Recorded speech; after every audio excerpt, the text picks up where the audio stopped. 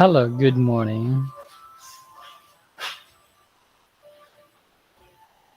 Hello, good morning, class. Good morning, ma'am, Catherine. So this time I'll be discussing to you the translation as relevance. So first here we are going to discuss the analyst of a text. So reading the text, you begin the job by reading the original for two purposes. First is to understand what is about. Second, to analyze it from a translator's point of view, which is not the same as a linguist or a literary critics. You have to determine its intention and the way it is written for the purpose of selecting a suitable translation method and identifying particular and recurrent problems. Understanding the text requires both general and close reading. General reading to get the gist. Here, you have to read encyclopedias, textbooks, or specialist papers to understand the subject and the concept. Always bearing in mind that for the translator, the function precedes the description. So the intention of the text. And reading, you search for the intention of the text. You cannot isolate these from understanding it. They go together, and the little may be remote from the content as well as the intention. Two texts may describe a battle or a riot or a debate, stating the same facts and figures, but the same how do you call this one? Okay, it's quite hard to pronounce the word. And even the grammatical structures, the passive voice, impersonal verbs, often used to disclaim responsibility. In each case, may be evidence of different points of view. So the intention of the text represents the SL writer's attitude to the subject matter. So the intention of the translator.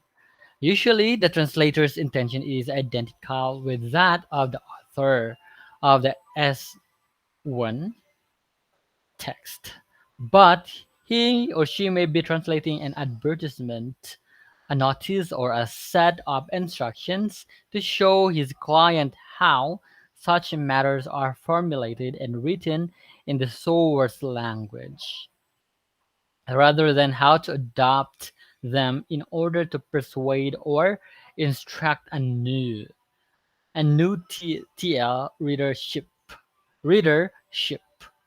And again, he may be translating a manual of instructions for a less educated readership. So the explanation in his translation may be much larger than the production. All right. So the following, the textiles. Number one here is, um, we have here we distinguish four types of literary or non-literary text.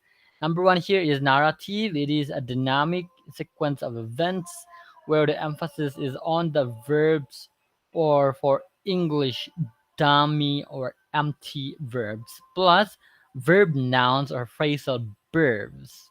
He made a sudden appearance. He burst in.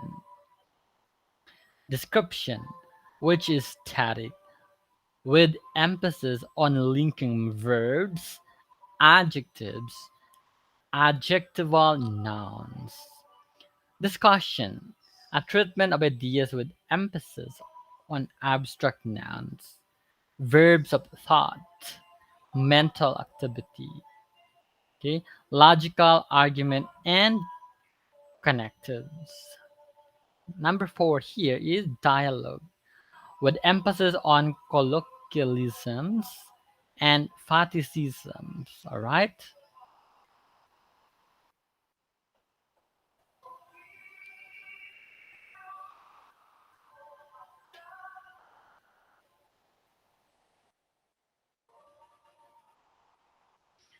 Okay, so moving forward, the readership.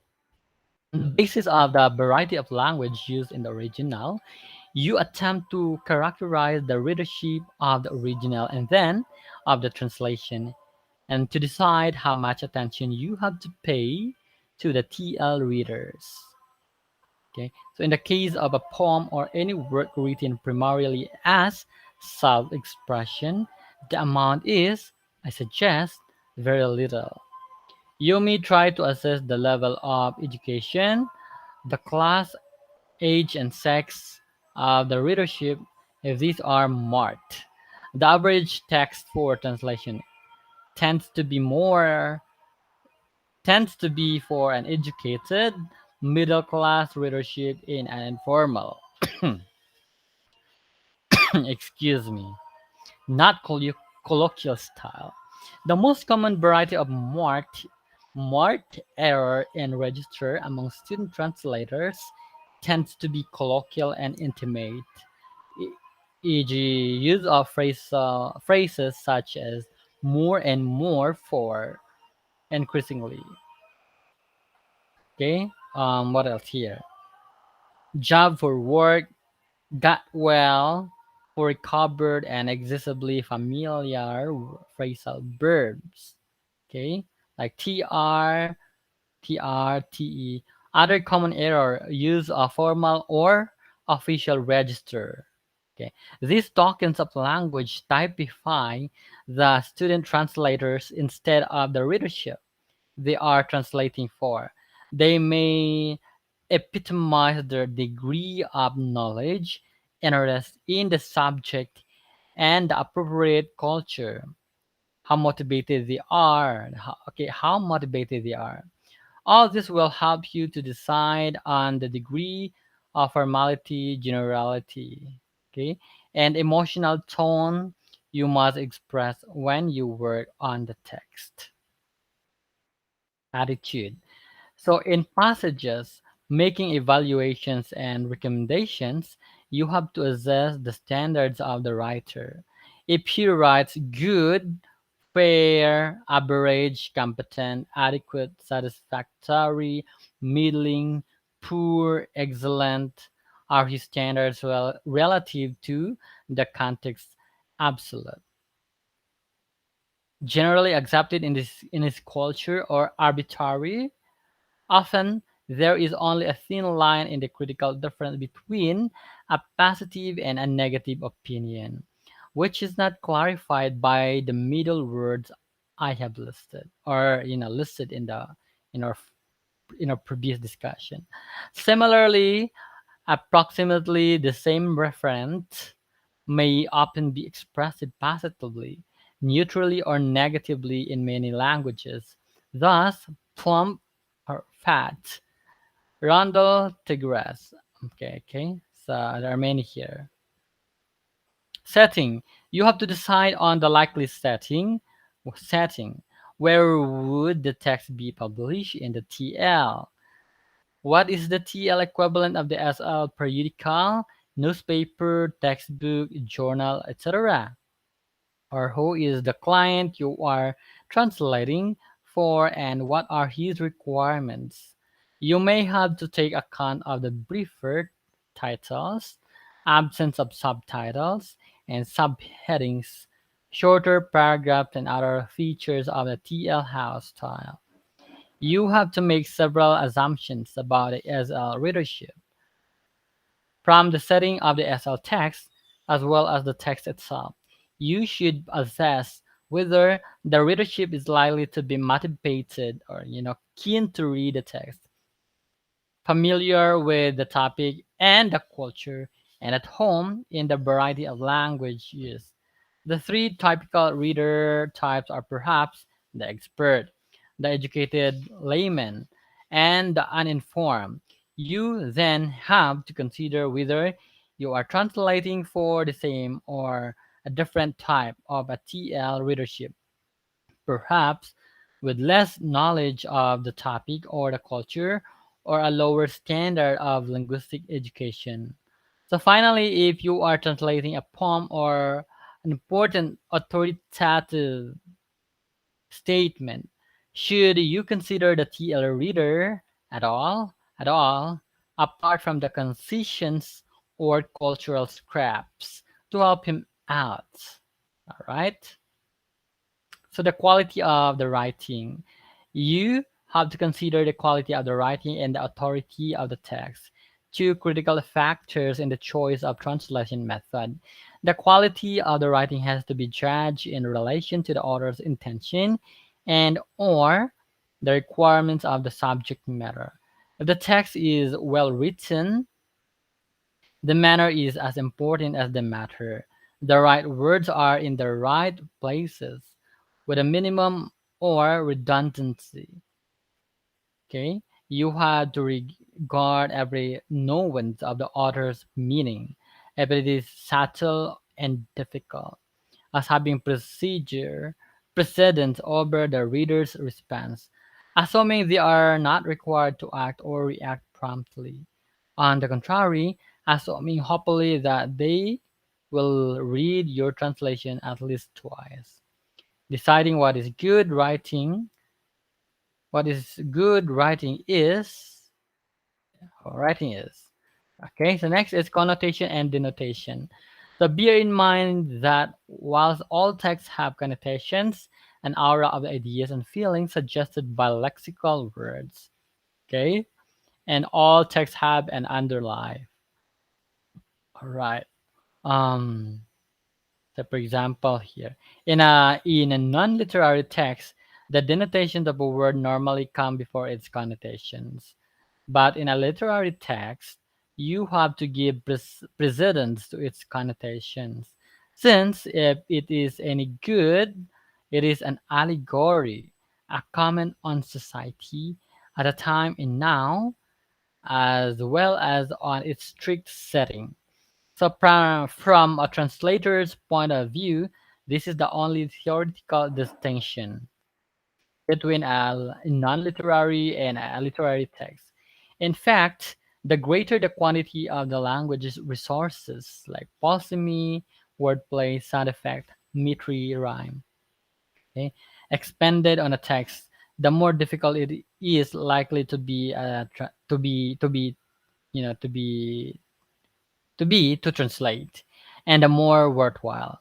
So a satisfactory restricted translation of any poem is always possible. So though it may work as an introduction to an interpretation of rather than as a recreation of the original.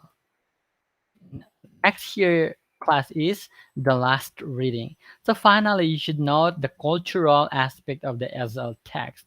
You should underline all neologisms, metaphors, cultural words, and institutional terms peculiar to the SL or the third language, proper names, technical terms, and untranslatable words. In conclusion, in principle, a translation analysis of the SL text based on its comprehension is the first stage of the translation and the basis of the useful discipline of translation criticism. In fact, such analysis is, I think, an appropriate training for translator or for translators rather, since by underlining the appropriate words, they will show they are aware of difficulties they might otherwise have missed. Thus, you relate translation theory to two. Next here is the process of translating. So the description of translating procedure is operational. Take note, it is operational. It begins with choosing a method of approach. Okay. Secondly, when we are translating, we translate with four levels more or less consciously in mind. First here is the SL text level, the level of language where we begin and which we continually, but not continuously go back to. Second here class is the referential level, the level of objects and events, real or imaginary, which we progressively have to visualize and build up, and which is an essential part. First of the comprehension, then of the reproduction process rather. Third is the cohesive level, which is more general, and grammatical, which traces the train of thought. The feeling tone, positive or negative, and the various presuppositions of the SL text. These level of this level encompasses both comprehension and reproduction. It presents an overall picture to which we may have to adjust the language level. The level of naturalness of common language appropriate to the writer or the speaker in a certain situation. Again, this is a generalized level which constitutes a band within which the translator works, unless he is translating an authoritative text, in which case he sees the level of naturalness as a point of pursuing and the natural level. This level of naturalness is concerned only with reproduction. Finally, there is the revision procedure, which may be concentrated or staggered according to the situation. This procedure constitutes at least half of the complete process. Next here is the relation of translating to translation theory. So the purpose of this theory of translating is to be of service to the translator. It is designed to be a continuous link between translation theory and practice. It derives from a translation theory framework, which proposes that when the main purpose of the text is to convey information and convince the reader, a method of translation must be natural. If on the other hand, the text is an expression of the peculiar, innovative, and authoritative style of an author. Okay, whether it is a lyric, a prime minister's speech, or a legal document, the translator's own version has to reflect any deviation from a natural style. So the nature of naturalness is discussed in detail in my exposition of the theory of translating below. Naturalness is both grammatical and lexical and is a touchstone at every level of a text, from paragraph to word, from title to punctuation. Next year class is the approach. A translation is something that has to be discussed.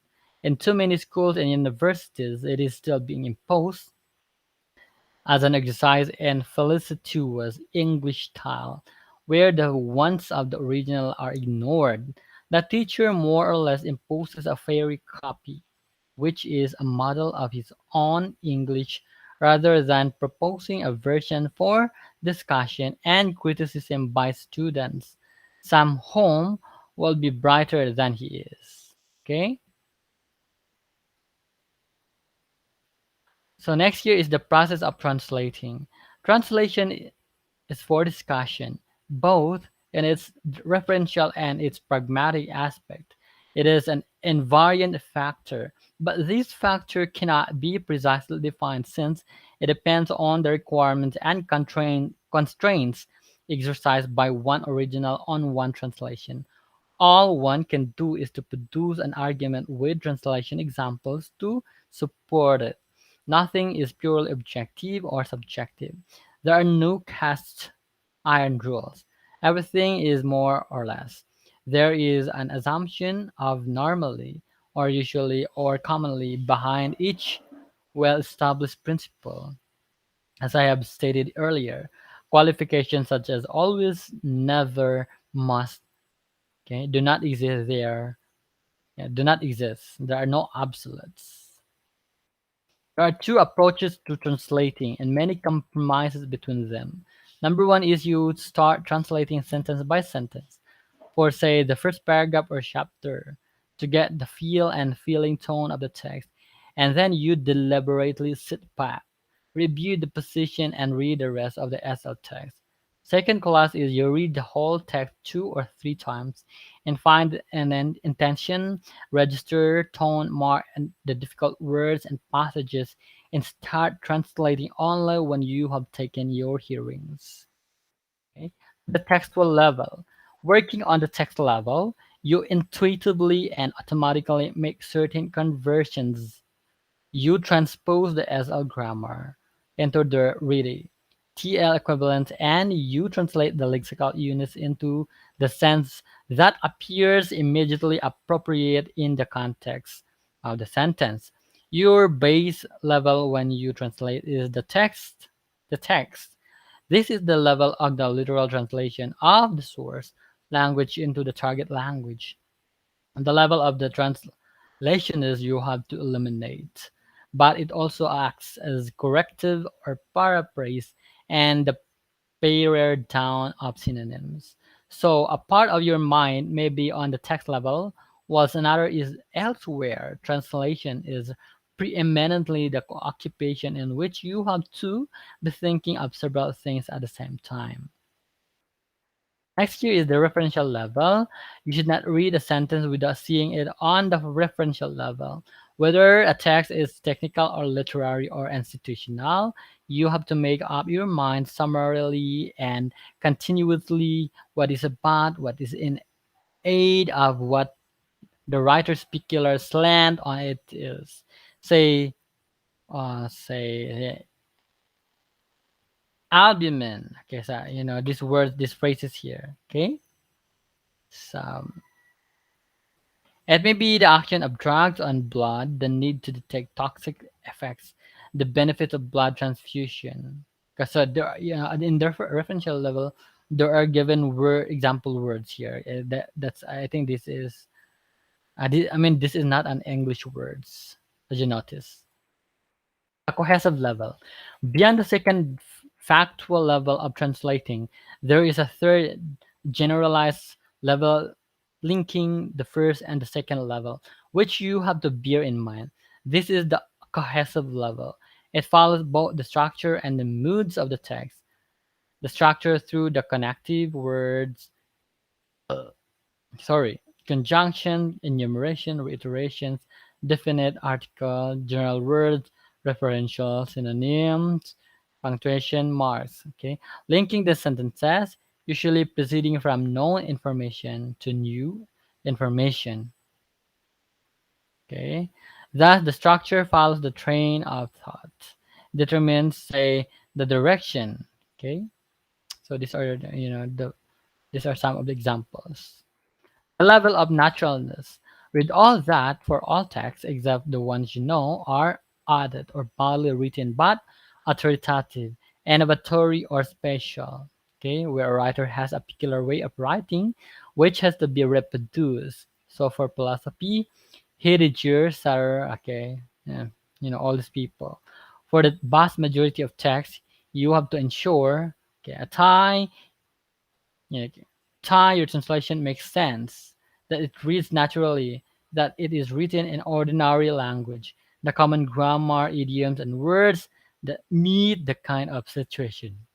Normally, you can only do this by temporarily disengaging yourself from the SL text by reading your own translation as though no original existed. You get a piece of light.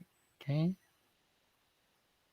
Now you still have to make that passage sound natural, which will usually depend on the degree of formality you have decided on for the whole text. But you might consider a doctrine originating in a group of Latin American clergy and proliferating among various writers and coteries, which is now just beginning to be put into the practice in an authoritarian fashion under the auspices of the state.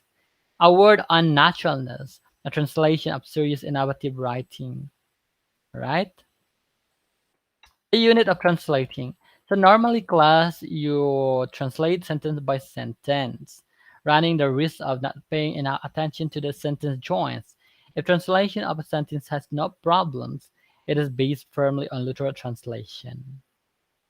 The first sign of translation problem is where these automatic procedures from language to language, apparently without intercession of thought, okay, are not adequate.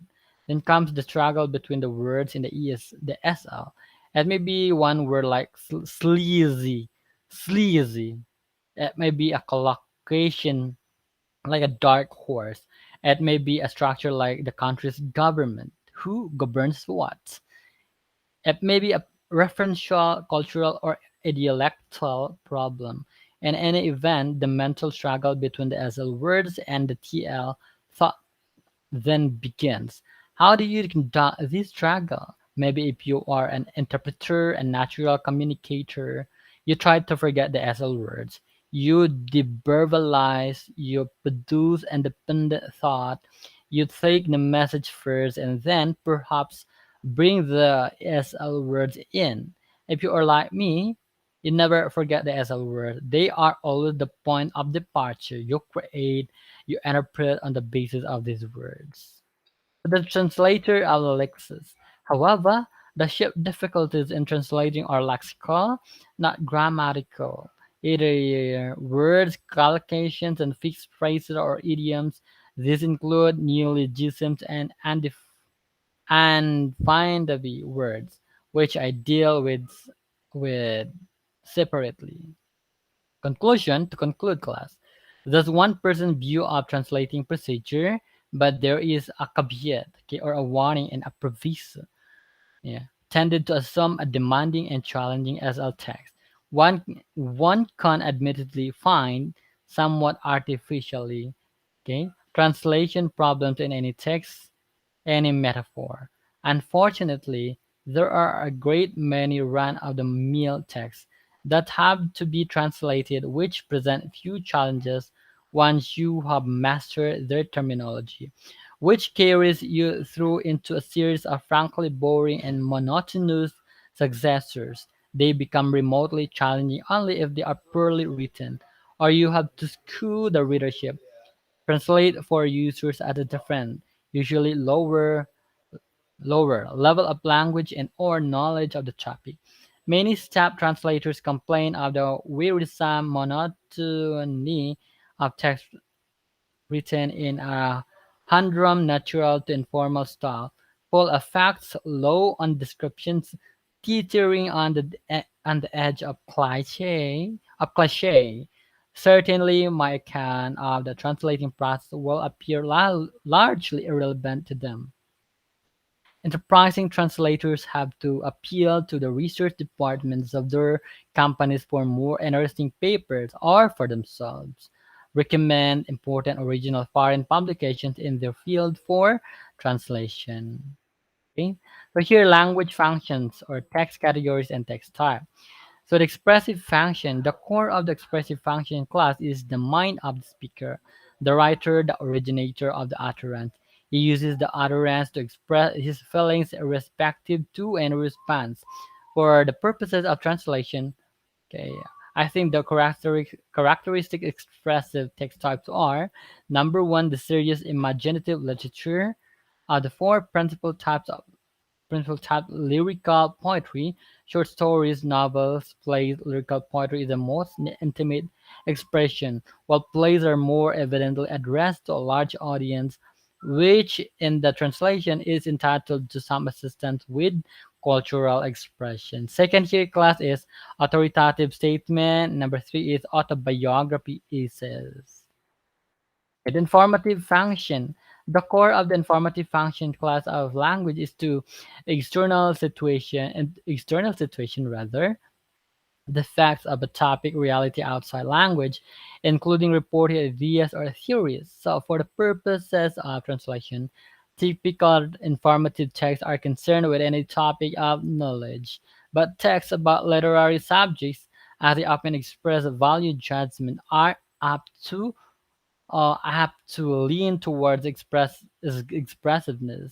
The format of an informative text is often standard: a textbook, a technical report, an article in the newspaper or a periodical, a scientific paper, a thesis, minutes, or agenda of the meeting. One normally assumes a modern, okay, non-regional, non-class, non-idealectal style with perhaps 4 points on a scale of language varieties. Number one here is formal, non-emotive technical style for academic papers, characterized in English by passives, present and perfect tenses. The vocative function. The core of the vocative function of the language is the readership, the addressee. I use the term vocative in the sense of calling upon the readership to act, think, or feel. In fact, to react in the way intended by the text. All right. This function of language has been given many other names, including conative, operative, and pragmatic. Nowadays, vocative texts are more often addressed to a readership than a reader. So, for purposes of translation, I take notices, instructions, publicity, propaganda, persuasive writing, okay, and possibly popular fiction, whose purpose is to sell the book, entertain the reader, as a typical vocative text. The first factor in all vocative texts is the relationship between the writer and the readership, which is realized in various types of socially or personal determined grammatical relations or forms of address. Few texts are purely expressive, informative, or vocative. Most include all three functions with an emphasis on one of the three. However, strictly the expressive function has no place in a vocative or informative text. Okay, it is there only unconsciously and underlie. Most informative texts will either have a vocative thread running through them. All right. Okay. The aesthetic function. This is a language designed to please the senses, firstly through its actual or imagined sound, and second through its metaphors. The rhythm, the balance and contrast of sentences, clauses, and words also play their part. The sound effect consists of onomatopoeia, alliteration, assonance, rhyme, metre, intonation, stress. Some of these play a part in most types of text. In poetry, nonsense, and children's verse.